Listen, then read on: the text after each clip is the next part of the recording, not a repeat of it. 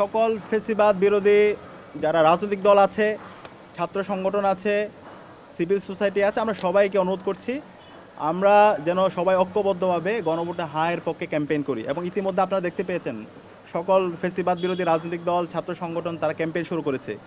নায়ের পক্ষে ক্যাম্পেইন করছে তারা যারা বাংলাদেশে ফেসিবাদী কাঠামোকে রেখে দিতে চায়, যারা আবার এই দেশে আইনাগর তৈরি করতে চায়, যারা আবার এই দেশে আলেম ওলামাদের উপর হত্যাকাণ্ড চালাতে চায়, যারা আবার জুলাইয়ে যে গণহত্যা হয়েছে, পিলকানায় যে হত্যাকাণ্ড হয়েছে সে হত্যাকাণ্ড ঘটাতে চায়। সুতরাং এই ফেসিস ছাড়া আর কেউই এখানে নায়ের পক্ষে ক্যাম্পেইন করছে না। ইতিমধ্যে আমরা সকল রাজনৈতিক দলগুলো তাদের অবস্থান দেখতে পেয়েছি। জামাত ইতিমধ্যে তাদের অবস্থান পরিষ্কার করেছে, এনসিপি তাদের অবস্থান পরিষ্কার করেছে, আমরা গতকালকে বিএনপিরও তাদের একটা অবস্থান দেখতে পেয়েছি।